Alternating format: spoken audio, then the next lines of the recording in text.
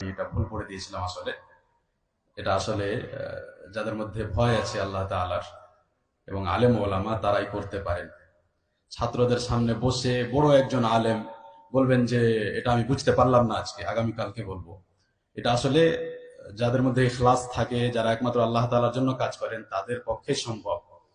বড় মজলিসে বসে আলেম ওলামা আছেন, নিজেই একজন বড় আলেম, তিনি সামনে জিজ্ঞেস করছেন যে শব্দটি আমার জানা নেই, তোমাদের মধ্যে কারো কি জানা আছে?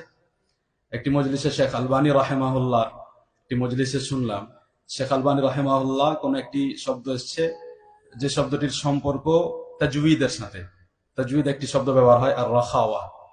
তো উনি বলছেন যে রিখু রাখাওয়া, বুঝতে পারলাম না এই শব্দটি, তোমাদের মধ্যে কেউ কি জানো? তো এইভাবে স্বীকার করা এটা আসলে খুব কঠিন এবং এতে শিক্ষা আছে, বিশেষ করে তাদের জন্য যারা শিক্ষা শিক্ষা নিয়ে কাজ করছেন। এবং এখানে তাদের জন্য শিক্ষা আছে যে যারা শিক্ষা অর্জন না করেই আবার শিক্ষা দেওয়ার কাজ করছেন। আলেম ওলামার কাছ থেকে শিক্ষা অর্জনই করেননি, আর তারপরে আবার মানুষকে শিক্ষা দেওয়ার কাজ করছেন। ভাবুন যে তাদের জন্য কত বড় শিক্ষা আছে এই কথাগুলোর মধ্যে। আল্লাহ তাআলা আমাদের সকলকে সোজা রাস্তার উপর চলার তৌফিক দান করুন। আমরা সিলেবাসের বিষয়ের আগে বলছিলাম যে প্রতিষ্ঠানে একটা বিষয় থাকে, সেটা হলো সিলেবাস, এবং সিলেবাসকেই পুরো প্রতিষ্ঠান ফলো করে। সিলেবাস যত উন্নত, প্রতিষ্ঠানেই শিক্ষা তত উন্নত হওয়ার আশা করা যায়। এবং সিলেবাস আসলে উন্নত হয় তখন যখন ওই সিলেবাস তৈরি করে তারা, যারা উন্নত, যারা উঁচু শিক্ষা অর্জন করেছেন। সিলেবাসকে উন্নত করতে থাকার জন্য মদিনা বিশ্ববিদ্যালয়ে একটি আলাদা টিম আছে, এবং যার নাম আল জাওদা ওয়াত তাতওয়ীর। সব সময় যাতে সিলেবাস উন্নত হতে থাকে, তাতে কোনো চেঞ্জ করা হতে পারে, তাতে কোনো কিছু যুক্ত করার বিষয় আসতে পারে, যেভাবে হোক না কেন ছাত্রদের কাছ থেকে মতামত নেওয়ার বিষয়, বিভিন্নভাবে সিলেবাসকে উন্নত করার চেষ্টা চলতে থাকে।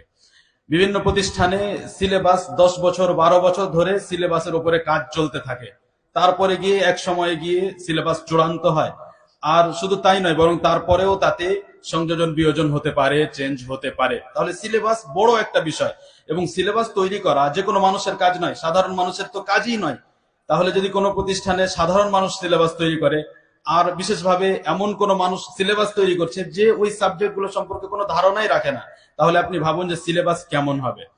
তো আমরা সিলেবাস সম্পর্কে অল্প কিছুই বুঝি, এবং এই সিলেবাস সম্পর্কেই আরো বিস্তারিত বোঝার জন্য, এবং প্রতিষ্ঠানে কি ধরনের সিলেবাস থাকলে সেই প্রতিষ্ঠানে আপনার ছেলে আসলে প্রকৃত শিক্ষা পাবে, কোন ধরনের সিলেবাস পড়লে আপনার ছেলে ইহকালে ও পরকালে সফল হবে, এই ধরনের কিছু গুরুত্বপূর্ণ ও তথ্যবহুল কথা ও আলোচনা নিয়ে আমাদের সামনে আসবেন উস্তাদে মুহতারাম ফদিলাতুশ শেখ আবু আব্দুল আজিজ মোহাম্মদ ইউসুফ এবং মোহাম্মদ ওমর আল কাসেমি আল মাদানী হাফিজাহুল্লাহ তাআলা। আমি তাকে তার মূল্যবান বক্তব্য আলোচনা পেশ করার জন্য বিনীতভাবে অনুরোধ করছি। ফালিয়াতাফাদ্দাল মাশকুরাম মাজুরা।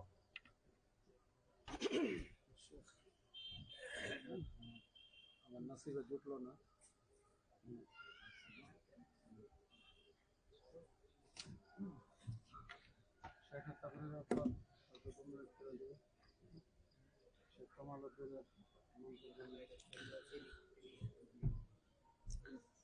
السلام عليكم ورحمة الله وبركاته. إن الحمد لله نحمده ونستعينه ونستغفره ونعوذ بالله من شرور أنفسنا ومن سيئات أعمالنا. من يهده الله فلا مضل له ومن يضلل فلا هادي له، وأشهد أن لا إله إلا الله وحده